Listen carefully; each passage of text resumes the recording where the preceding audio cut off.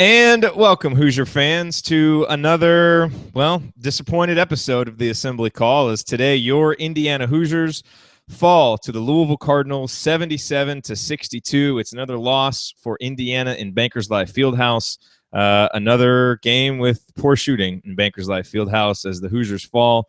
And we're going to break it all down for you on this episode of the Assembly Call. I am Jared Morris. I am here with Ryan Phillips. Andy Bottoms will not be joining us today. But Ryan is here to break down this really just frustrating effort for Indiana in a lot of facets. But let's start out this game, as we always do, start this post-game show, as we always do, with the banner moment. And there's really a couple I couldn't choose, so I want to go with a couple of these. There was a moment from the first half where it was just a great rebound putback by OG Anunoby on a possession where Indiana had a couple of shots blocked. James Blackman Jr., Deron Davis had shots blocked.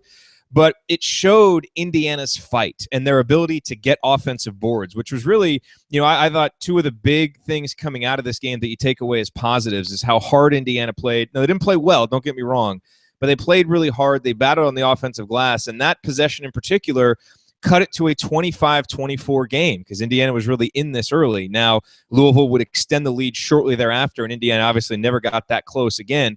But that was a big moment and a big play from a guy in OG Anunoby who came to play and responded well to not starting this game, I thought. And the other banner moment for me, which really is more of a microcosm moment because I thought it was a microcosm of this season. It was 67-53 in the second half. And OG took the ball out of a timeout and drove down the lane and authored one of the greatest dunks, probably his second best dunk after the one that he had against Michigan State last year. I mean, it was a powerful dunk. It was just an incredible play on a court of athletes. It showed that OG might be the best athlete on the court. And it's a reminder of how spectacular he can be. And when he is not so focused on shooting threes and more focused on driving and getting into the paint like that, and using his athleticism, he can be such a dynamic force and the kind of force that you build championship teams around. Now, the problem is that he got fouled and then went and nearly airballed the free throw. And if that isn't a microcosm of this Indiana season so far, a big, spectacular, showy play like the wins over Kansas and North Carolina, but then nearly airballing the free throw, which you can liken to the losses to Fort Wayne and Nebraska, I'm not really sure what else is a microcosm of this season so far for Indiana. So to me, those two plays are Hoosier Proud banner moments for this Indiana loss. And tonight's banner moment, as always, brought to you by our friends at Hoosier Proud, an Indiana-based brand by Hoosiers for Hoosiers. Connor and the team at Hoosier Proud offer a line of T-shirts and accessories that are unmatched for anyone who wants a unique, stylish way to display their own pride in being a Hoosier. Check them out at HoosierProud.com and use the promo code ASSEMBLY to receive a 15% discount on your entire order. That's promo code ASSEMBLY to receive 15% off at HoosierProud.com. All righty, well, let's make the extra pass, find the open man, and get some opening thoughts from the rest of our team, which is just one man today, Ryan Phillips. He is back. He was unable to rant after the Nebraska game. But there's plenty to rant about today, Ryan, so take your pick. I think that what you got to focus on from this game, obviously, there are reasons this happened that we'll get into in this game. But when you look at Indiana's offensive output, they're not a good enough team to finish the game 19 of 59 from the field, shooting 32.2%. They're not a good enough team to shoot 4 of 21 from three-point range, 19% on the day. I think this is a very talented team that when it puts its mind to it can obviously author big wins over good teams like UNC and Kansas. And I don't think those wins were flukes. I think that was this team playing the way they should play and playing how they can. But you can't have Robert Johnson going 1 of 13 from the field and expect to win. You can't have you can't have a 19% three-point shooting night. And look, Louisville's defense had a lot to do with that. Louisville played outstanding defense on the perimeter, played high-pressure defense on the perimeter. But when a team is pressuring you that much on the perimeter, you've got to find a way to get past that front row, that first line of defense, and work through the paint and get the ball into the post. And Indiana didn't do that today. Indiana did not find a solution to what was presented to them. And Louisville's going to make a lot of teams look bad offensively this year. I mean, that's just what they do. But the fact that Indiana only turned the ball over 14 times, I mean, and I say only because that's good for this Indiana team, sadly. And the fact that they out-rebounded Louisville by 11 and we're really in all other facets of the game. We're in the game, but they couldn't get over the hump offensively, and they couldn't find things. And as soon as they would look to go inside, they'd throw a pass to Thomas Bryant to his wrong hand, and it get knocked away. Or Thomas Bryant would get the ball, take one dribble, and get it knocked away. Or Deron Davis, the same thing would happen. They would get the ball in the paint and just misplay it. That's not acceptable against a good team, and it's not acceptable when you're a team as talented as Indiana. And that's on coaching, that's on the players, that's on guys just stepping up and somebody being a leader. And we've harped on leadership with this team, and it's on the entire team to find a solution to this, because you cannot screw around against a team like Louisville and expect to win. And you can do that against some of the lower tier teams that Indiana's played in the preseason, but you can't. And I think that we'll talk about this. I'm sure I want to talk about this, but I want to talk about scheduling and making better decisions as far as that goes, both preseason and against some of these big name teams. So, it's just a disappointing effort, because we know what this Indiana team's capable of when they, do what they're supposed to do and play how they're supposed to play and play how they can play. And today was a disappointment all the way around. I mean, there was no, I was saying at the end when they were down about 15, it's time for this team to find some momentum and build towards the Wisconsin game, because that's another huge game right on the horizon. They need to win that game now after the loss to Nebraska. So I think that, it's just, it's hard to find positives from this one, and Indiana has no one to blame but themselves. Yeah. By the way, Ryan's rant brought to us by thebiglead.com. You said it's a disappointing effort, and I know what you mean by that. I do want to make the distinction between effort and execution, because again, I thought Indiana played really hard, and I think if Indiana brings this level of the effort to me that I saw today, if they bring that to the Nebraska game, they win that game by 7 to 8 points. Yeah. Right. And they didn't do that. And so they lose that home game. And now you compound it with this loss, which, look, you might have played well and you might have still lost to Louisville, and there wouldn't have been any shame in that. And in fact, there are some potential positives that are going to get lost in this loss and the slide, and they should. For instance, only turning it over 2 times in the second half. That was a nice adjustment. That was good to see. Was it 3 times? However many it was. Yeah, however many it was better. Again, the offensive rebound, you cited some of that. And if Indiana does make some threes, and if Louisville misses a few, or Indiana had a hand in their face, this game is different. But none of that stuff, that's all going to come hollow. And we're not going to spend a whole lot of time talking about that in this game, because there are a lot of warning signs right now for this team, a lot of them. And I think the first one that we need to talk about. Let me step in real quick. I want to respond to what you said about effort versus execution. And you're right. And what I would say is it was a lot of unfocused effort. It was a lot of just, okay, we got to go without, okay, we got to go and do this and take advantage of what was given to them. When a team plays as high pressure as Louisville does, there are ways to beat it. It's tough and it's not easy. And Louisville is always, every year, one of the better defensive teams and one of the tougher teams to play. And it's hard to recreate the way they play in practice. And that's why, another example of that was when Shaka Smart was at VCU and running that Havoc system. The reason why he was able to upset so many teams is because it's impossible to recreate the way they play in practice. Louisville is the same way. And so when you're looking at this game, you've got to remember, okay, these guys, Indiana, they made Indiana uncomfortable the entire game. Louisville does that to everybody. But why don't we do that to anybody? Well, here's what I was going to say. The key to defeating that is when you're uncomfortable, make smart decisions. And who does that? Leaders do that. Leaders make smart decisions. Leaders find holes. Leaders find gaps. And leaders keep everybody calm. And Indiana does not have leadership right now. That is the key. As for making other teams uncomfortable, Indiana does that when it's playing its high-tempo, fast offense, and did not do that today. And when it's playing the way that Indiana is supposed to play, Indiana made Kansas uncomfortable, made North Carolina uncomfortable, has made other teams uncomfortable, other good teams uncomfortable. But you're right. It's a matter of Louisville doing what they wanted to do and Indiana not. And good teams find a way to put their personality on the game as opposed to having it foisted on them. So that's what I saw today, at least. Yeah, I also want to say, there's an interesting comment in our chat talking about how, this team plays tight and tired and overthinks it. And I think that is true too, because I think you can play hard, but play with kind of a joylessness. And that's kind of what I saw today. Like, again, Indiana playing hard, but, just they're being kind of that something else that's missing. And that kind of the togetherness, the connectedness, that we saw so much last year. And it wasn't there. I do. Look, let's start breaking down some specifics. And I think we need to start with Thomas Bryant. Because I think he's such an important piece on this team. And I thought he really, really struggled today.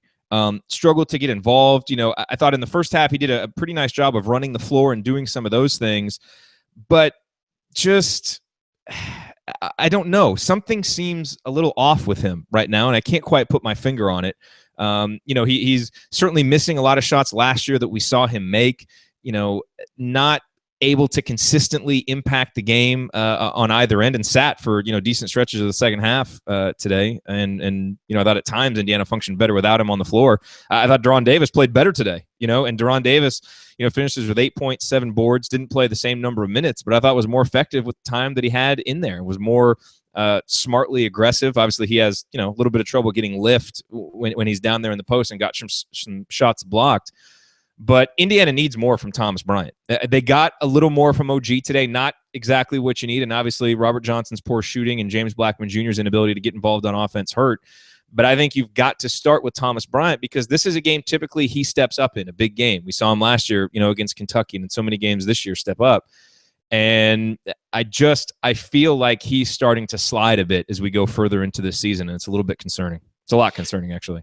Yeah, I'm with you. I think that Mahmoud, we got to give him credit. He played a great game today, just affecting shots all over the place. And that's why Indiana, there were layups, the easy layups they missed repeatedly. And it was because he was there, and that's in the back of your head. Now, it's not an excuse. I'm just saying that, that's natural. That happens when you've got a great shot blocker like that in the post. And he played a fantastic game today. He's a guy who I had no faith in for Louisville stepping up and he's so wispy, and he's just really not a strong guy, but he's turning into an excellent player for them.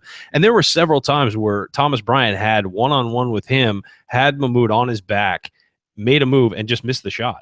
And Thomas Bryant, look, I love Thomas. We all love Thomas. If you want to be a first-round draft pick, you want to be an All-American, if you're one-on-one in the post, I don't care who you're against. I don't care if it's the best defensive player in the nation.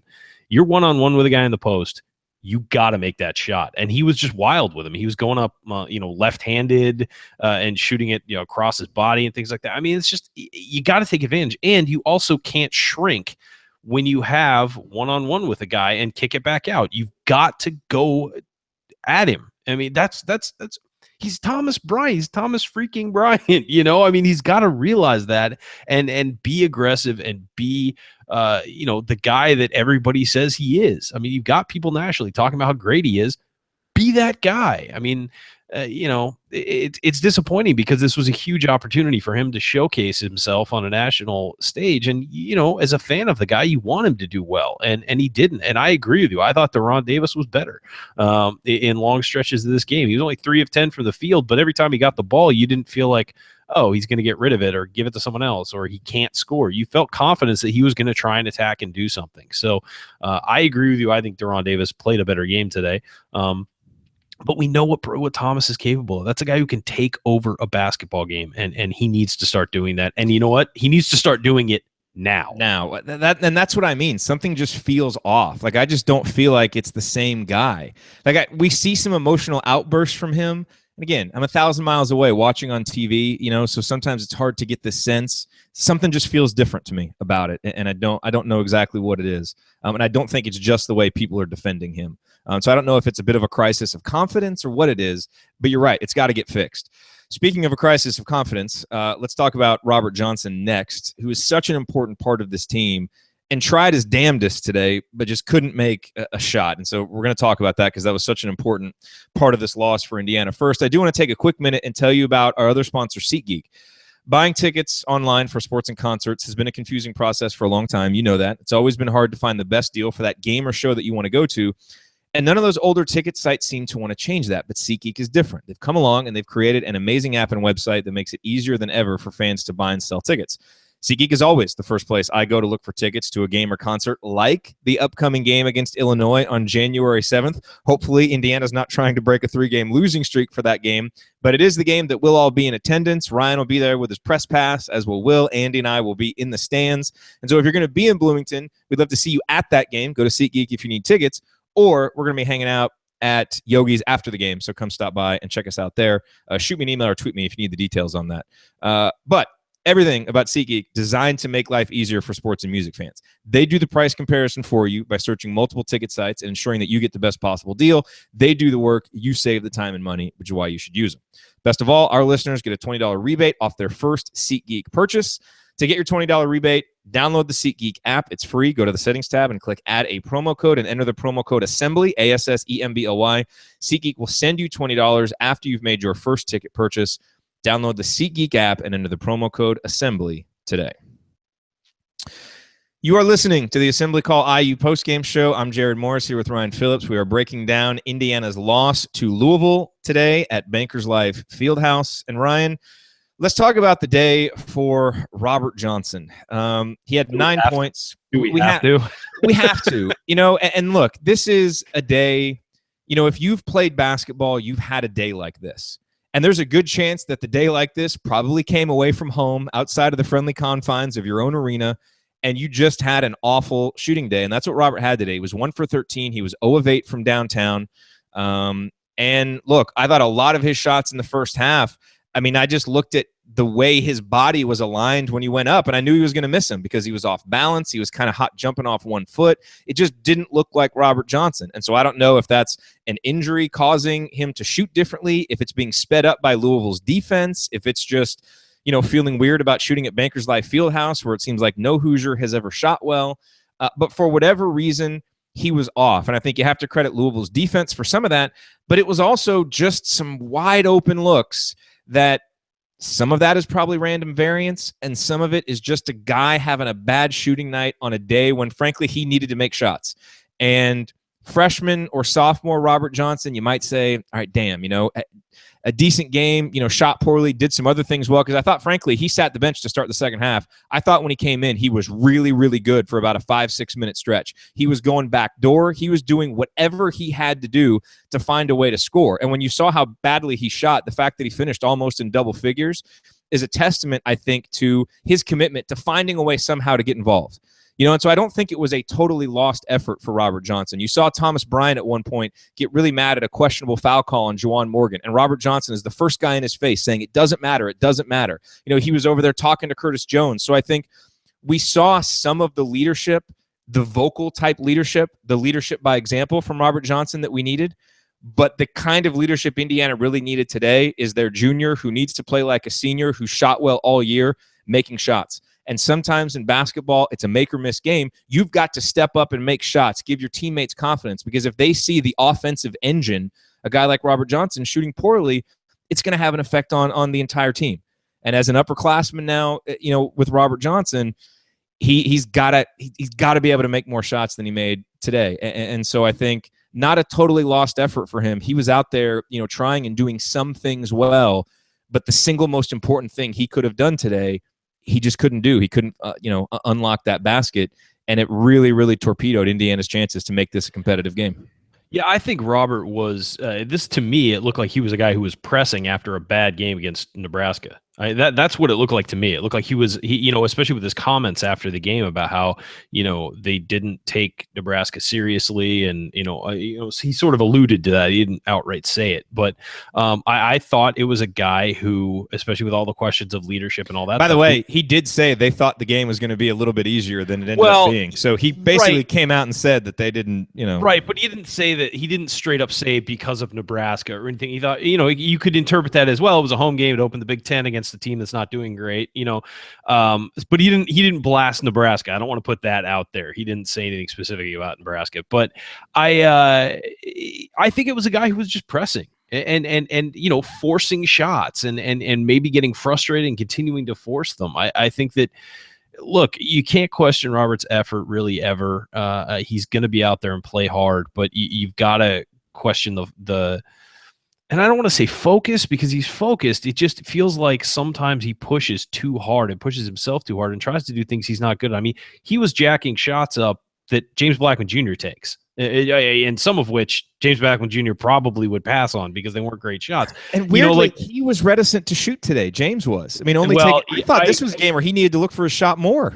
Yeah, but I'll give Louisville a lot of credit. They overplayed him, and they he was their focus. They were focused on stopping him, and they did a good job at that. I mean, to their credit. And you know what? There are going to be games in the Big Ten where teams do that to James. I mean, that's when you're the leading scorer and you can shoot and score as well as he can.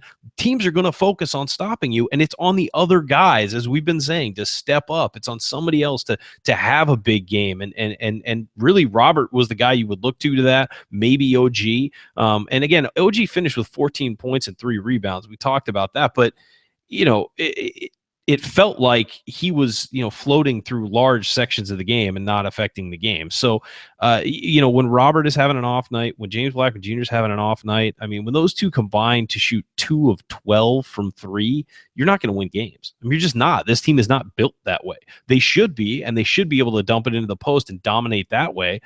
But they don't. And so when you play the way Indiana has played to this point this season, you can't have a guy go 1 of 13 from the field and 0 of 8, especially a guy who has the ball in his hands a lot, and actually, turn the ball over one more time, have one more turnover than he had made field goals. That's not a recipe for winning. So, I just think that with Robert, I think he was pushing too much. I think that he's not going to be a primary scorer where he's the guy who's going to score 20, 25 points in a game and lead you to victory.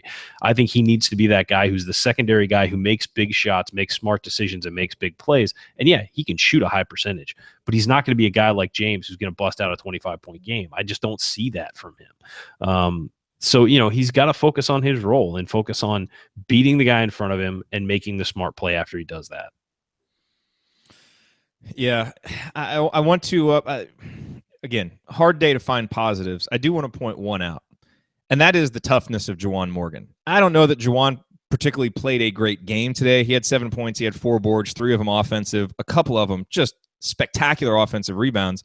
And he didn't have as many offensive rebounds in the second half because he was forced to play point guard a lot. Like the Juwan Morgan point guard thing was a real thing today because, frankly, nothing else was working. And when Indiana probably played its best in the second half, it's when Juwan was out there and he had a great pass to Robert going backdoor. I mean, so this is not an answer for the rest of the season if Indiana wants to be a competitive team, but it did work for a stretch today. But what impressed me, there's a rebound in the second half. It's a congested offensive rebound. It's contested. He knows he's going to go up and get banged and fall to the floor, and he didn't hesitate. And this is a guy playing with a bruised shoulder. We saw how hard he hit the deck against Nebraska. And look, we saw him miss some blockouts in the second half. He didn't play a great game, but I love that guy's toughness. Again, on a team where you're really searching for leadership, I think Juwan does lead with toughness, and he leads with, I'm going to do whatever it takes to get on that court. And that's important. How much, that can affect Indiana moving forward, I don't know. But this has been a week where there hasn't been a lot to laud about Indiana. And I just think Juwan's toughness coming back from that injury, playing, and the toughness that he showed today, it continues to impress. So a lone bright spot in a dark, week for IU basketball. Yeah, I mean, just to add on to that, I mean, look, we knew how tough he was last year. With what he was playing, he was essentially separating his shoulder what seemed like every game, and he kept coming back. I mean, that is, regardless of he just pops it back in. That is immensely painful, and he played through that. He's a tough kid, and some of these guys who may not have had great games were doing the best they could. I mean, it was one of those days where everything Louisville did sort of seemed to lead to a loss. I mean, no, I thought Morgan played well, or played hard at least. I thought Deron Davis played hard and tried. Yeah. I thought Curtis Jones was the game was too big for him, but he wasn't out there just not doing anything. He was trying. He was working his tail off. He's inconsistent. He's a freshman. That's what they are. But he was out there working and trying to make things happen. And again, 0 of 5 from the field for Curtis Jones, 0 of 3 from 3-point range. The game was too big for him. It just was, and you've got, which is ironic considering the Kansas game, his first wasn't. I mean, but he's a freshman, and that's I But know. he's a freshman. It's inconsistency. I mean, that's what's going to be. And again, he was going up against experienced perimeter defenders who know how to stop a guy like Curtis Jones, and he's trying to make things happen. But he's out there giving the effort and diving on the floor and doing whatever he needs to do. But so I thought a few of the guys really, were doing everything they could. They just could, it wasn't good enough. And you'll forgive that. What you won't forgive is stupidity and a lack of focus and a lack of directed effort to do the things that Indiana can do. And I think that the post touches is a big part of that. And again, Louisville in some cases did a great job taking those away, but on the other side of it, when Indiana did have its opportunities, again, they threw it to the wrong hand, which put it in a position where it could be stolen. Or when Thomas Bryant or Deron Davis did have the ball, sometimes they, dribbled into a crowd and lost the ball. I mean, it's a matter of combining ability with intelligence and with basketball IQ, and also reading what the defense is giving you and making a play. And they just didn't do that. And it's a bummer because we've seen what this team can do. And so I think that's where the disappointment comes from. If you lose to Louisville, that's the number 6 team in the country. I would say right now they're probably one of the top 4 teams in the country. You lose to Louisville. But it's the way they lost and it's how they performed. And that's what's disappointing, especially when you know what this team's capable of. Well, and the issue here is, look, I don't know that we were really going to learn a lot new about this team if we won. Because if we go out and beat Louisville, all it does is it confirms what we already know about this team's ceiling, which is that it's high. You beat Kansas, you beat North Carolina, you know that you can compete with those teams. So you go out and beat Louisville. If Indiana had done that, then you're kind of confirming that. And that's fine. Which actually would have been nice to see given that Nebraska loss, but it certainly wouldn't have shown us whether Indiana can get up to play teams like Nebraska and Fort Wayne, which there are many more of those teams left on the schedule. But I think this loss now, what it does to me is it scares me because now, I wonder, look, we know that ceiling is still there, but I worry a little bit. Look, we didn't see it last year. And we didn't see it in 2013, and we didn't see it in 2012 when Tom Crean had really strong internally led teams with experience, with strong personalities that could lead. If you go back and look at the other seasons, which didn't have that, I'm pretty sure every season had a time in there where things spun out of control for about a month, and it felt like Indiana was kind of rudderless and couldn't get back, whether it's, losing 9 straight to end the season or, the way the 2015 season ended. And I worry about that now with this team. Losing 2 already, you've got Wisconsin coming up. I certainly wouldn't have expected it to happen this early in the season, and we know what we have coming down the road. But I'm now worried that this team's going to look up and say, oh, crap, are we good? Have a crisis of confidence and not really know what they hang their hat on. Because, Ryan, what does this team hang its hat on right now? We thought this team might have a defensive identity. They don't have that. If they're clinging to any confidence from the guarantee games when they put up a lot of their stats, I mean, that is, as empty a confidence as you can get, because we're now pretty far removed from the Kansas game when Indiana played pretty well offensively. And this team now has a lot of experience struggling offensively. So I'm kind of wondering what this team clings to now, because when you're kind of down and you're struggling, you need to cling to something, to your identity that you can build on. And I think offensive rebounding is certainly one. I think that is this team's identity. What else does this team have to cling on that they can help pull themselves out of this rut right now against a really good team in Wisconsin? That's not a good opponent for trying to get right against. Yeah, especially because of the way they play and how it's hard to replicate in practice. And we've talked about that for years with them, is that nobody plays like Wisconsin plays. And so it's really hard to prepare for. No, what I would say is the things that this team was hanging its hat on before the season were its stars. With Thomas Bryant, OG Anunoby, they're not going to let you lose more than a few games. They're just that good. And I think it needs to go back to that. While that's an individual player thing, I think that the idea of this team needs to be, hey, when the chips are down, at least we've got this guy. And that's what they relied on with leadership from Yogi Ferrell last year was, hey, you know what? When things are bad or things start to go out of control, we can put the ball in this guy's hands and he'll make something happen. He might make something happen for another player. It may not be him scoring, but we know he can calm it down and get us, where we need to be. Thomas Bryant, OG Anunoby need to be those guys. When things are down, they need to be able to make a play that changes a game. And we saw today, and I know a lot of people are saying like, oh, well, they shot poorly from three. That's not an excuse. Well, you have to remember that 3-pointers are momentum changers at all times. A guy makes a three, and it's irrational, but a guy makes a three, it looks good, it feels good, he can celebrate as he's running back. That's a momentum changer, and Indiana didn't have those. So they need to have, again, along with OG, along with Thomas Bryant, you've got to have James Blackman Jr. involved. You've got to have Robert Johnson involved. Those are the 4 guys this team's going to lean on at all times. Juwan Morgan coming off the bench can be reliable, but he's not a guy you lean on necessarily to win games. Those 4 guys need to decide, are we stars? Are we guys who are going to go down in Indiana history as being great players? Or are we just guys who are here and going through the motions? They need to step up and win games for this team. And it's a team game and everybody has to be involved, but you need to find leadership somewhere. And you find leadership hopefully from your stars and hopefully from guys who can change the momentum of a game, can change the way, the team plays. And if it's playing poorly, you got to rely on that. And quite frankly, Thomas Bryant in the Big Ten, I know everybody's all about Caleb Swanigan right now, loving him and lauding him. And to his credit, he's played very well. But Thomas Bryant should be able to dominate every big man in the Big Ten. There's no question in my mind, ability-wise, he should be able to do that. They should know that when things are going poorly, throw the ball to Thomas and let him do something. And he's got to, we've harped on this a lot, he's got to step up and be that guy.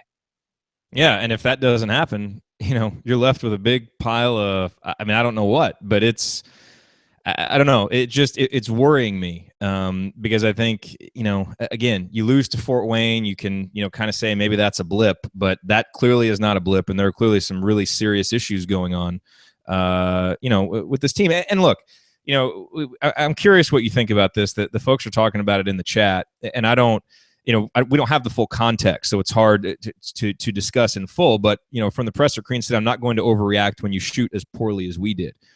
And I'm curious to get your thoughts because I think on the one hand, Indiana fans don't want to hear that from him. They really don't because it sounds like an excuse. It sounds like we played well and we didn't shoot well. Right, and we all know if you've played basketball, look, you're going to have some bad shooting nights, and what the good teams do is they find a way to stay in games even when they're not shooting well because you have a plan B or you have a plan C, and you can do that, and we're all so frustrated about that and don't want to hear anything like that. On the other hand, he has a point in this sense that this is a team built on shooting. Now, part of the problem is that this team doesn't shoot as well as the teams the last 2 years did. So the last couple of years, even at, Banker's Life, where Indiana, struggles to shoot, those teams could shoot well enough to help overcome turnovers and overcome some of these things and stay in games. This team doesn't shoot that well when they're not playing, Delaware State. And so it's going to be magnified even more when there aren't other elements added to the offense. And I don't know what those other elements are. And so, look, this team is going to have to shoot well, and they're probably going to lose games like this against good teams. And so on the one hand, I get that he doesn't want to overreact, and it makes some sense. But I also get why no one wants to hear that and why it's a really empty type of thing to say, because that's not helping you get to the next step, which is either shooting better or trying to find your plan B or plan C that's going to help you the next time you shoot poorly. Right. Let's remember, people were upset that Tom Crean wasn't overreacting to the Duke loss last year too. I mean, this guy knows his team better than we do. I agree that, look, Indiana had about 6 or 7 wide open looks from three that they missed. Now, you're not going to make all of those, but you make half of them, it's a different game because of the momentum change and all that stuff. He's right to a degree, is that, when you shoot 32% from the field and 19% from three, you're not going to win the game. I'm sorry. You're just not. There's no way you're going to do that. Now, are there issues about the shots they're taking and how they're getting them? Yes, and that needs to be addressed, and I'm sure he knows that. He's not an idiot. It needs to be addressed how you attack the team, how you get your shots, where you're getting your shots from, and how you're setting them up and all that stuff. That needs to be addressed. This isn't like he's saying, I don't read this as him saying, well, when you're standing wide open and you miss shots, you're going to lose the game. I don't think that's what he's saying. I think he's saying that shot selection is also involved in that. Now, I know I'm going to get people saying, oh, he's just a Crean defender. No, I've ripped Tom Crean as much as anybody over the last year, certainly before the tournament. Not as much as anybody. Well, I'm also a pragmatist, and I realize that players play the games, and the coaches put them in the positions to do the things, and coaches can affect the game, but only so much. I don't care who's coaching today. If you shoot that way, you're going to lose. But I agree with him though. I mean, you can't win shooting like that. And look, Robert Johnson he missed 8 threes. I would say 4 of them were uncontested, and he normally makes those. What's going on today that made him miss those? James Blackman Jr. was 2 of 4 from 3, which isn't bad, but he also had a wide open 3 that it rimmed out. And especially when the other team is making those, you're going to lose. You just are. And there are plenty of other ways you can win the game, playing a little bit better defense, making the layups that they were missing because their shots were affected by, the big men from Louisville. I mean, concentrating and just making those, you can win the game that way. But when you're missing shots and the other team is making them, it's going to be really hard to win that game. It's the same issue against Butler. Butler made their contested shots. Yeah. Indiana did not. And that was the difference in the game. You look at that game statistically, you look at it, I've rewatched it twice. That was the difference in the game, is Butler made their shots when they had opportunities, and Indiana didn't. And the thing is, if this game were on an island, it would be a lot easier to feel a little bit better, frankly, about this loss when you just look at the 40 minutes that we just watched. The problem is that it's not. And you have to view it within the context of the no-shows against Fort Wayne and Nebraska and the bludgeoning at the hands of Butler, because that's basically what they did. They took their system and bludgeoned us with it. And so it kind of brings up some of these recurring narratives. No, I agree. And you see and that frustrate everybody.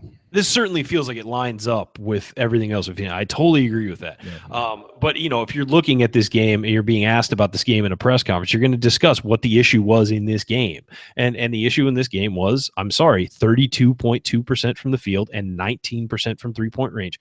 Statistically, if you look at the box score, and I know that's not the only way to break down a game, but if you look at the box score, those are the 2 spots, field goal percentage and three-point percentage, where Indiana was poor in this game, or below what they normally do, which Indiana usually hangs its hat on.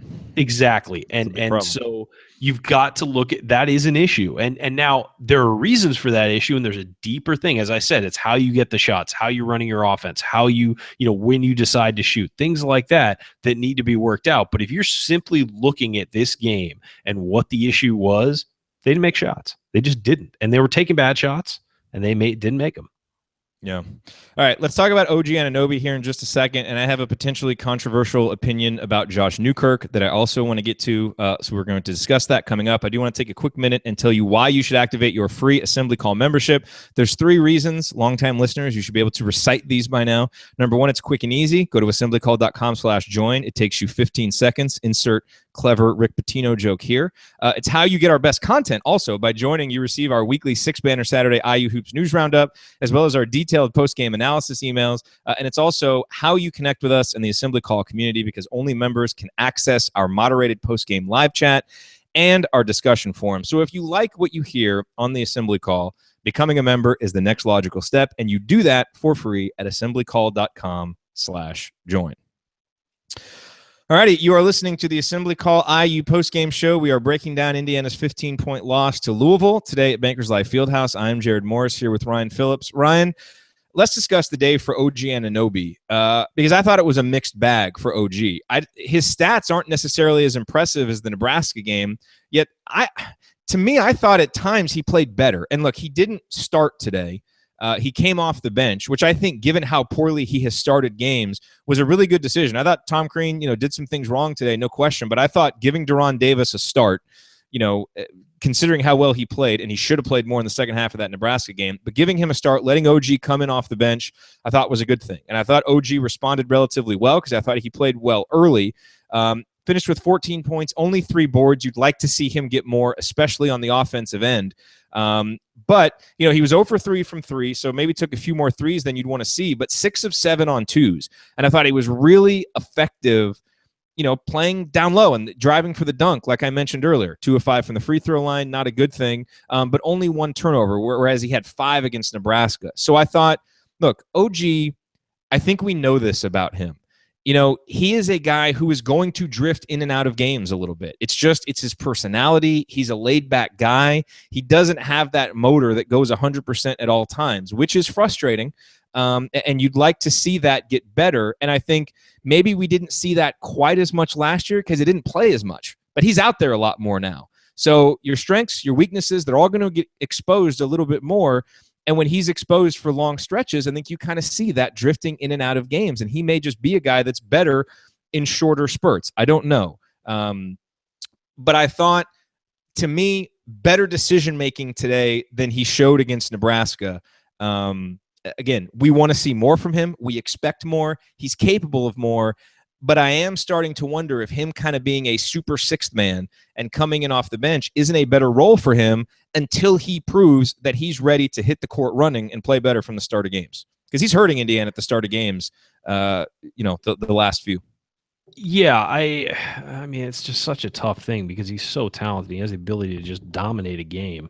I mean, he took over that North Carolina game in stretches, but today you just felt like he was sleepwalking through parts of the game, and not from an effort standpoint, just from a almost like he didn't know what to do with himself. And look, you see that dunk where he just drove, turned the corner, and threw it down, and you realize, dude, you can do that on every play. I mean, that's how good he is. He is that talented to be a guy who can just affect a game and mix it up and drive on people. I mean, look, he should be driving more, quite frankly, because he can beat people one-on-one. He's too strong to stop, and he needs to be in the paint. He needs to be, overpowering people and finding spots to cut into the paint, finish there, drive, handle the ball, things like that. And he also needs to work on his free throw shooting, man. I mean, that's like right now when OG Anunoby gets the ball, why would you not foul him immediately? I mean, honestly, he was 2 of 5 today. He missed 3 really key shots and key points from the free throw line. He should be, I tweeted this out, he should be living in Cook Hall at the free throw line right now because he needs to fix that. Whatever's going on with his shot, he needs to fix it. And the coaches need to be working with him on it as well. But he's just a guy who has the ability to just take over and dominate a game, and he hasn't really shown that he can do that consistently, and that's a problem. And I think it's affecting his defense too. I think his defense has been solid this year, but it's not the other level defender we saw last year. No, it's not. It's inconsistent effort. It's inconsistent fundamentals. And if you recall, last year, whenever he and Juwan would come in, we talk about how just consistently with effort and with fundamentals, those guys play defense, and we're seeing some slippage there. And again, maybe that's because they're playing longer stretches. When a guy gets more exposed, those things happen. I struggle with OG a little bit. I go a little bit back and forth because so much of the OG greatness, even from the start of the season, was based on potential, and we saw flashes as a freshman. We've seen some flashes this year, and I do wonder a little bit if we hold him to an unfair standard because of NBA draft boards and because of, just this projection of how spectacular he can be. But on the other hand, I can't imagine that he doesn't want to see himself as that player.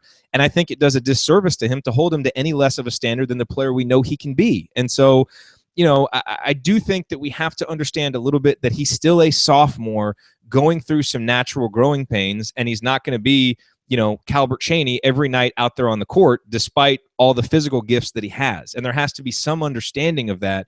But I think it's very fair to hold him to a standard of playing, with more consistent, apparent interest and energy and all those things, and making some of those game-changing plays. So I think there's some balance there in the middle that is warranted, in terms of us as analysts and what fans should expect from him. But the bar has to continually be raised because his talent warrants it. Yeah, I mean, right now, if I was advising OG, I'd tell him to come back for another year. I mean, and I think this is not a guy if he's going to be a lottery pick, though. Well, I mean, of course, no, but I don't think he would be at this point. I genuinely don't. Yeah. I think his shooting has been so inconsistent, and his effort has been inconsistent. And you can't if you don't bring it one night in the NBA, you're going to sit for 3 weeks. I mean that's just the life, and it's a rough life, and it's unforgiving. But if you get embarrassed once, you're going to be sitting for a while. And right now, OG has a lot of developing to do. And bear in mind, this is a guy at the beginning of the year I thought was gone for sure and was a lottery pick.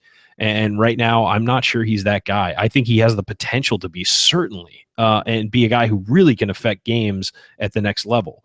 But I just don't see the consistency, and I don't see the level of development we need for him to have at this point. Physically, it's there. I mean, he's so much bigger and stronger than he was last year and all that stuff. But, there just isn't a consistency to his game, and that needs to come. I mean, for Indiana and for him, for his life, his future, that needs to come, and it needs to come, fairly soon. So I mentioned I had a potentially controversial opinion on Josh Newkirk, and that opinion is this: I actually thought Newkirk was better today. And here's the thing: that's a bit of a backhanded compliment, because I think outside of that Austin P game, he has played really poorly. And I've gone on record as saying, yes, Nebraska, but give him North Carolina too. He played very well. He did. He played very well in that game. But here's the thing: especially in that North Carolina game, I thought he was put in a better position to succeed. And so I've always said, I've got someone in my Twitter thing, because I mentioned, don't boo these guys. They played hard. They just didn't play well. There's no reason to boo the team. I get if you're frustrated with the coaching and all that.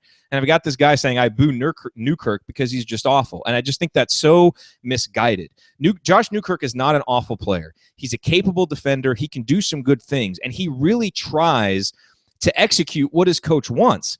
I just think sometimes when I listen to Tom Crean talk about what he wants and what the players are doing, against Nebraska, we didn't know when to push the pace and we didn't know when to slow down. And I see in Josh Newkirk a guy who is overthinking everything and is really struggling, I think, to understand what it is exactly he's supposed to do. And we saw the one game he took 10, 11 shots. Was that the Butler game when he takes 10, 11 shots? And we talked about he needs to be shooting less. Well, he's been doing that. Today, he only took 4 shots. He made 3 of them. So I thought he was smarter from that perspective. He had a couple of turnovers, and yes, a couple of them were bad. But, and look, in the second half, we saw him initiating the offense less until the end, when I thought we saw him, Ryan, as you and I talked about before we started the show, make some better decisions about when to turn the corner and, look, attack the rim when there wasn't a guy there. Louisville was kind of giving it to him, but at least he was recognizing it. And so do I think Josh Newkirk is the answer for this team at point guard? No. We've said that from the beginning of the season. I don't think this team is reaching its potential with Josh Newkirk initiating the offense for a vast majority of the time. But I think too often he's not put in a position to maximize his strengths. He's put in a position that maximizes his weaknesses. And I think he's forced to play too many minutes, more than he should, because the alternatives just aren't stepping up. Curtis Jones can't take those minutes. Guys are hurt. So, Colin Hartman's out, so the bench is a little bit shorter than we thought. But I think placing all of that at the feet of Josh Newkirk is a little bit misguided. And I thought today, as small as it may have been, I thought he showed a little bit of growth that, if he continues that, will be better for this team moving forward. So what did you think about Josh? Am I way off base, and do I need to get off is this like Stanford Robinson and I need to just stop defending him? Here's my opinion on Newkirk. I think he's a lot better than he's shown this year, as far as we're talking consistency wise and all that stuff. And to your point about thinking, at the end of the game when it was pretty much over, and he didn't have to think about what to do, he just had a guy in front of him and went to beat him. He made 3 layups in a row. I mean, it's, again, I think that you're right. I think that he's almost putting too much on himself to take over for Yogi, or to be the guy, who runs the offense and things like that. And that's never how this team was going to work. It was going to be a group of people taking it over and trying to take it in a new direction. And I think that it's hard being that guy coming in when people are talking to you, talking about you as being, having to replace one of the greatest players in program history. So it's been hard for him, and that's why I've given him a long leash. I don't know if he should be starting. I don't know if he should be playing as much as he is. I'm not sure exactly who you replace him with or what you do there. I think Devontae Green's going to be a point guard. I just think it's going to take him a year. I don't think he's there yet. Because somebody was asking me that on Twitter. We don't know a point guard. We don't know a point guard on the roster, a point guard coming in. Well, I think Devontae Green is going to be your point guard. I just think he's not ready. And so I just think that with Newkirk, when he simplifies and stops and gets out of his own head, you start to see the player that he can be. Against North Carolina, his job, play defense, and he shut down Joel Berry. I mean, one of the better players in the one of the better perimeter players in the country. And then offensively, he was smart, attacked when he needed to. And look, Newkirk could beat guys one-on-one. We've seen that all year.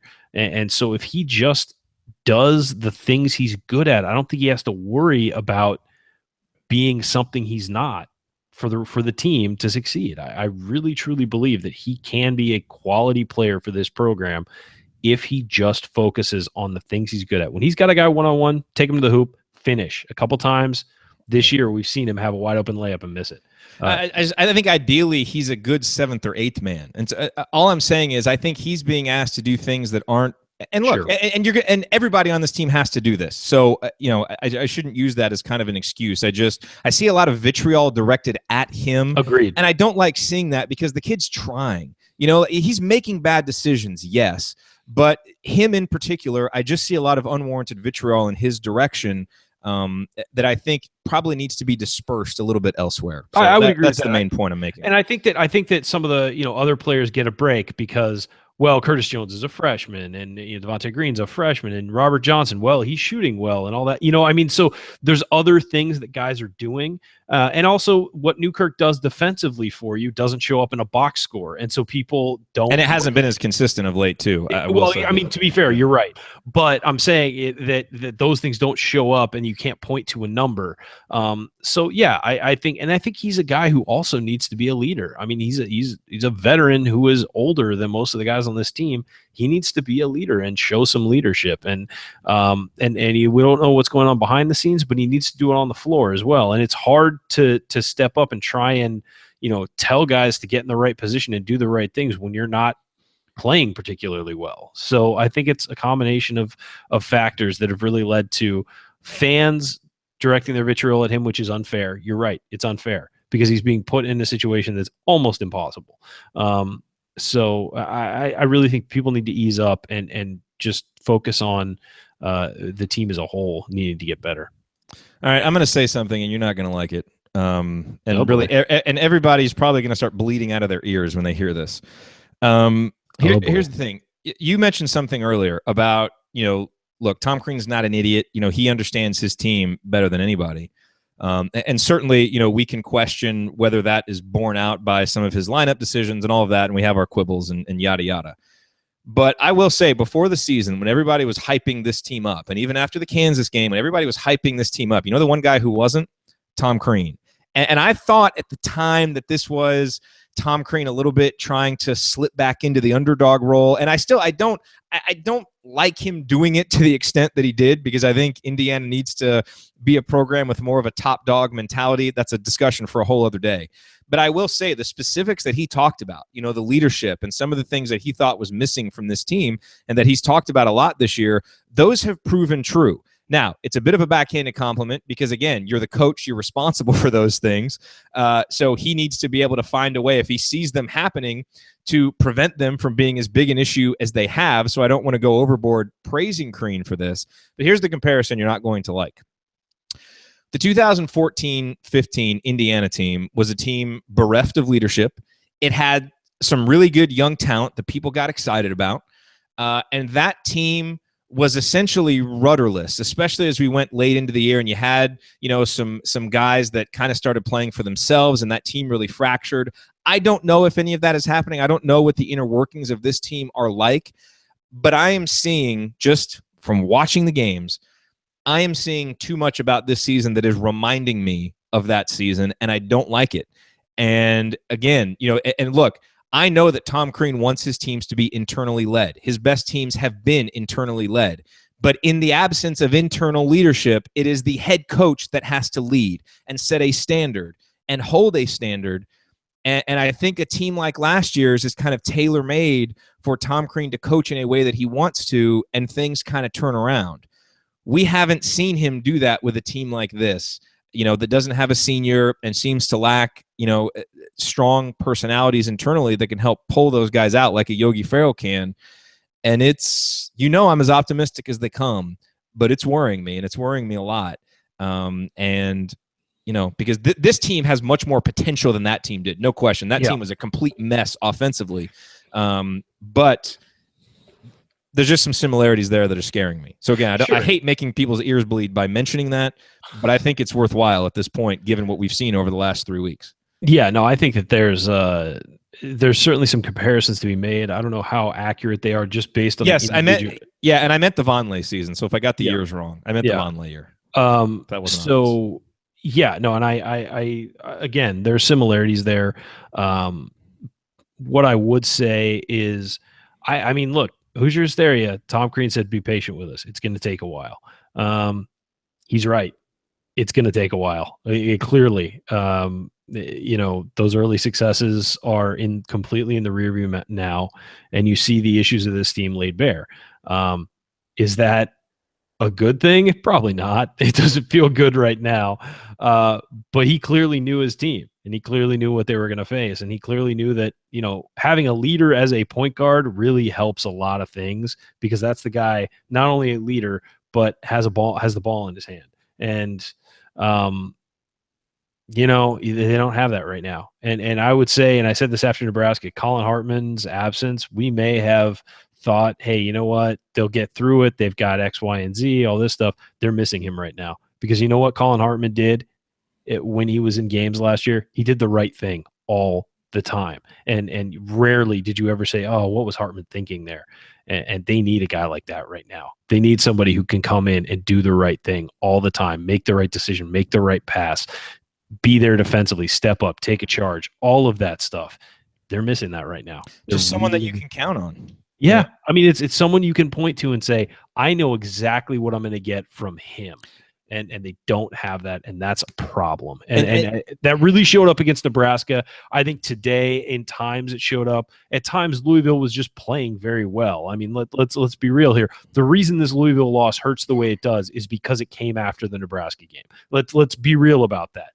Louisville is a very good team who played very well today. And the reason that we're upset about this loss is because of what happened against Nebraska, and then you didn't see the classic bounce back today of a team playing with its hair on fire and playing better and playing smarter and accomplishing what it wanted to accomplish. Remember, we're upset because Indiana lost by 15 points, and anytime Indiana loses by 15 points, you should be upset. Right, but I think it magnified to the point where this is a soul searching loss because of what happened on Wednesday. But at the same time, you have to understand. This team usually, I mean, look, last year, Indiana did not have a losing streak. They did not lose back-to-back games last year ever. And this year they have one already, and the new year hasn't turned.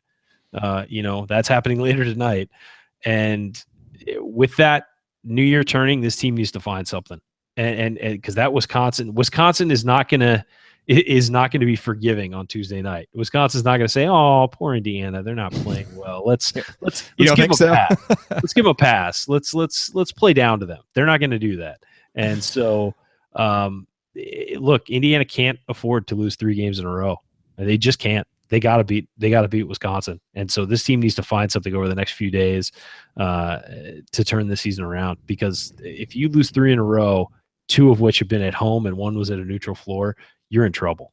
I mean, you're in trouble at that point. I mean, the season's not over because you can pull off some crazy stuff, but 3 in a row at this point of the season is, man, that's a blow. And this team needs to turn it around right now.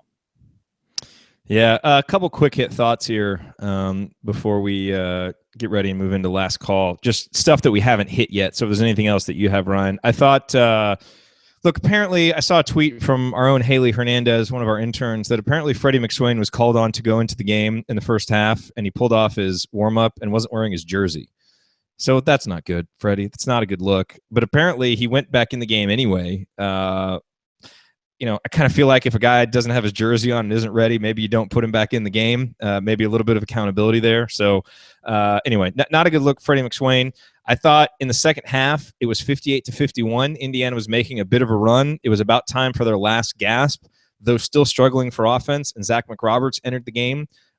Things didn't go horribly for Indiana at that time, so there's really no blame to place on Zach McRoberts. But I was just thinking to myself, there's a time and a place for Zach McRoberts, and against Louisville on a neutral floor, down 7, when you're struggling for offense, that's not the time for Zach McRoberts. They had one or two just awful possessions with him in the game as well. Yeah, and I get, I think it was maybe before the 8-minute timeout or something. Like, there was maybe an argument to be made for it, except that there really wasn't. And I thought Galen on today's episode of Crimson Cast did a nice job of saying, Crean is trying to make Zach McRoberts happen, and he needs to, I think, back off of it a little bit. Like, again, there's a time and a place for Zach McRoberts, and it's not his fault that he goes into the game and has his limitations exposed. He's put in a position not to succeed, and I think that's the job of a coach to do. And so I think, whereas last year I felt like Tom Crean really had a handle, especially as the season went on, when to play guys, what roles guys were in. And that's part of having a mature, older team, I get. But I think we have spent some time criticizing the players to a certain extent for not really giving Tom Crean something they can count on. There's also something to be said for if you don't, maybe have full trust in the system and you can't quite count on what you're supposed to be doing and what is happening, that's on the coach too. And maybe part of the reason why guys have been inconsistent because they're being put into different roles and they're not being put into roles to succeed. So I think there is shared culpability there when we make that point, and I think we've made it a lot in the direction of the players, but the coaches also need to be held accountable to that. It's not just like, well, Crean's powerless because the players don't give him anything to count on. Yeah, that also hasn't been developed as well. I agree with you, but it goes both ways. I think that he certainly deserves blame. I would never argue otherwise. He deserves blame for where this is at right now. What I would also say is, and we said this the other day, is when things are going bad, who do you rely on? Like, who on this team do you point to? You'd point to Robert Johnson. What did he do today? Nothing. You point to Thomas Bryant working his butt off in the post and making something happen. You point to OG Anunoby, maybe. You point to, you would normally point to, as I said, a Colin Hartman. But, so it's really hard to know what you're going to get consistently out of these guys. And, again, consistency is on the players and it's on the coaches, and it's on finding roles for these guys where they can perform consistently. And that's certainly an issue, and everybody deserves blame. This is not, we focus on the players because they're the name guys out on the floor, and we can analytically see what they're doing and break down how they're playing and things like that. We don't know what's going on in huddles. We don't know what's going on in the locker room with the coaches and all that stuff. So that's where we focus most of our analysis. But of course, it's everybody's fault. This is a team, and when you talk about a team, the coach is not outside of that team. The coach is a part of that team. So when you criticize the team, you're criticizing the staff and the coaches as well. I mean, at least from my perspective, you are, because everybody is involved. And so, yeah, this team, including the coaching staff, need to find something in the next few days and figure out how they can turn this around. Because as I said, 3 losses in a row by January 3rd is not a recipe for success. Good point by Brian in our chat. Another key moment in the game. Indiana actually came out and played pretty well at the start of the second half and beat Louisville in the first 2 segments. It was 50-44. Indiana's got the momentum, and then they had 2 turnovers. Louisville made a 3 to go up 9, and really that was, they made a 3 Indiana got it.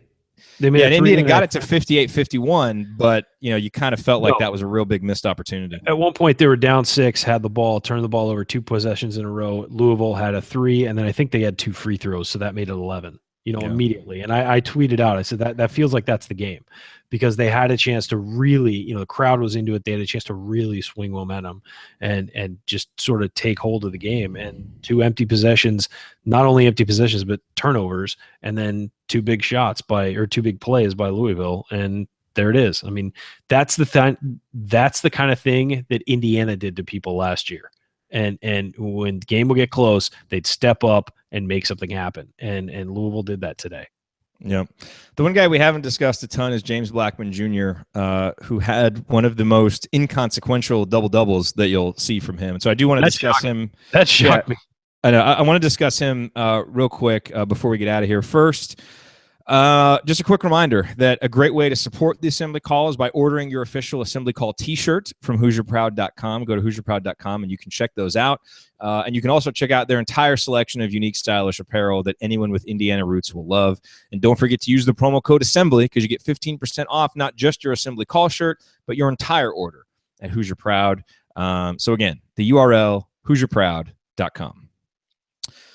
You are listening to the Assembly Call IU postgame show. We are wrapping up here. I'm Jared Morris, talking with Ryan Phillips about today's disappointing IU loss to Louisville. Ryan, let's quickly hit James Blackman Jr. I think when you come out of a game as big as the IU-Louisville game, and we don't really talk about James Blackman Jr. until, I don't even know how long we've been going, but until the last segment, that's probably a good sign that things didn't go well, because he's been such an important part of Indiana's big wins. Obviously huge against Kansas. North Carolina, even though he didn't score a ton of points, had huge shots. And the fact that he didn't today is a testament, of course, to how Louisville defended him, as you mentioned earlier. But again, it's just probably a sign that things didn't go well for Indiana, and they didn't. Because when James Blackman Jr., we talk about sometimes he forces shots, but he's the guy who should probably be leading Indiana in shot attempts every game. And I think when he doesn't, it either means someone else really stepped up or something went wrong. Well, today, no one else really stepped up. And, James just couldn't get it going. So only 8 shots. To his credit, he didn't force them. And some of those that he could have forced probably would have been rejected right back in his face. So he could have propped up his shot attempt number. So I think on that point, it was good. I thought he rebounded really well. And we've seen him struggle to rebound. And so I think him getting back to being, a guard who's really rebounding well, it wasn't just a bunch of empty rebounds. I thought he was really aggressive and a good rebounder. So it wasn't a total lost effort from him. But Indiana needs more than 10 points against Louisville to win. And I know they defended him well, but if this guy is going to be an elite scorer, I think you maybe got to find a way to get yourself some shots somehow. He didn't. So it wasn't a terrible – there were many reasons beyond James Blackman Jr. why Indiana didn't win, but I thought this was a game they needed more out of him anyway.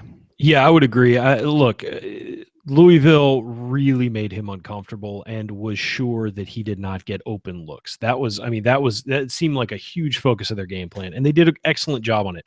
But again, if you're an elite scorer, you find a way to score. That's the whether it's passing up 3-point shots and getting into the post and maybe even backing a guy down, doing something, you find a way to get somewhere on the court where you can affect the game. And he did not do that today. And you know what? Okay, it was a rough game for everyone. He had a rough game, but I appreciated the effort, on the boards, as you said. He even had 2 steals, which is not a James Blackman Jr. statistic. By the way, he had 2 possessions early in the game of great transition defense where he hustled back and altered shots, where Louisville would have scored 4 easy buckets, and that game could have gotten out of hand early. And so, again, wasn't a great defensive effort, but some of those things I thought were positive. Yeah, and you're seeing him sort of evolve to be a little bit better in that way in his hustle and things like that I just think weren't necessarily there when he was younger. That said, you're right about the offense. He has to find a way to affect the game, even if it's driving and passing to somebody else who gets open, because they're focusing on him so much. And he didn't have an assist today. Sometimes it's, if you're the lead scorer like that, you've got to find a way to affect the game that may not be just putting the ball in the hoop. And I didn't really think he did that offensively today. Again, it was a team-wide failure on offense today, but James was certainly at the heart of that. After that Nebraska show, we've been really good this season about keeping the show shorter. We've been trying to do like 50 minutes, and Andy and I went for about 70 minutes after that Nebraska game because there was so much to say. And I don't know how long we've been going, but it feels like we've been going for a while today. There's a lot to unpack. Is the ball going to drop yet? I feel like it's it may. We could just make this a marathon. We could just talk for 9 more hours or however long it will be. Let's do that after a win sometime. Let's not do that after today. Yeah, that's a good point. All right, well, what are your final thoughts? Last call, Ryan. As I said, I think Indiana needs to, after these last 2 games and after the Butler loss and after the Fort Wayne loss, the team needs to regroup. They need to, on that ride home today, they should all go to Cook Hall afterwards and sit together and just say, like, what kind of a team do we want to be? Do we want to be, as some people have dubbed them, chaos team who wins big games and then loses in crazy circumstances and doesn't play well? Or do they want to be a team that's consistent and consistently finds a way to win and exposes the flaws in their opponents? And last year, they were the latter. They exposed the flaws in their opponents and they worked them to death. And this team needs to decide that. And this team needs to find at least 2 or 3 guys who can step up and be leaders and can right the ship and can, call guys out when they do something wrong and have it mean something instead of just yelling at each other on the bench or whatever happens.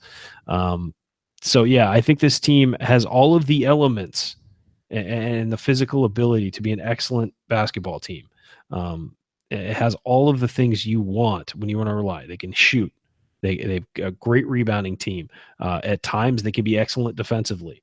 But you've got to put that all together consistently if you want to win basketball games, and especially in the Big Ten. And they haven't done that so far this year. So what this team needs is A, a boost of confidence, and B, they need to find some kind of center and identity to rally around. By the way, really good point in our chat by Brian saying, what do we do to get Blackman open? We just hope people leave him. And that's, there's some truth to that. I mean, we rely a lot on Blackman to kind of be one-on-one or just to, be open on drive and kickouts. But where do we really work to get him open? I think that's a good question. This might have been a game to try something because there certainly weren't any answers otherwise. All right, well, let's wrap this up. Look, the year 2016 for Indiana basketball, I mean, what a roller coaster, which is kind of what we've come to expect in the Tom Crean era a little bit. The first part of 2016 was glorious as Indiana took a real struggle to begin last season and turned it around in magnificent ways last year, to take us all on that great ride, win the Big Ten, and have a successful season. And this season started out that way with expectations just running rampant because of those big early season wins. But we have been quickly flung back into reality with how this team has played over the last few weeks. And it has been a sobering reminder of the limitations of this team right now, the limitations of this roster, and so far the limitations of this coaching staff to find any answers. And the season is not over. The sky is not yet falling. But we're starting to feel clouds a little closer to the ground maybe than we want to, I think is maybe the best way to put it. And there's got to be answers quickly because there isn't a Delaware State or an Austin Peay left on the schedule to relax against and get right against. It's Wisconsin and it's Big Ten opponents. And so, look, getting right against those sub 300 teams didn't do us any good anyway. So it's probably better this way. And we're going to find out really quickly against Wisconsin what kind of mettle and what kind of resolve this team has. Because, yes, they'll be in the friendly confines of Assembly Hall, but those Simon Scott Assembly Hall, but those confines weren't so friendly against Nebraska. So right now this team has got to come together, rally around each other, and find something that they can build on. And we haven't seen much of that for the last 80 minutes. But this team still has the talent and the ability to be a really good basketball team. They've just got to get back to it somehow. And I don't have the answers for that. Hopefully the guys in that locker room do have the answers to that. And we'll start to see that on Tuesday against Wisconsin. That game is on ESPN. I believe it starts at 7 o'clock. And as always, win or loss, we will be here on the Assembly Call IU postgame show. I think we'll have everybody here. You'll be here for that game, right? Yes, I will. Unfortunately for Andy, I will be here. Yes. So Andy really enjoyed, I think, that last show, just having unencumbered ability to speak without anybody interrupting him. But it didn't feel right. I think that's why we went for 70 minutes because we just kept talking because we were waiting for you to interrupt us. And without that, we just kept rambling on. I do some things well. Interrupting is one of them. Yeah. By the way, I love my wife. I got a text from her early in the show to tell me that I was rambling with one of the points I was making. So, hey, that's great coaching from the sideline. It's not a flashcard telling me not to hop, but it was effective nonetheless. I wasn't going to jump in and say anything, but, I was just going to let her do it. All right. Well, just to make sure I don't ramble anymore, thank you all for joining us on this episode of the Assembly Call IU postgame show. Disappointing result, but we got to keep supporting this team as we always do. We will talk to y'all after the IU-Wisconsin game. Have a happy new year. Have a safe, wonderful celebration. And we'll talk to you again in 2017.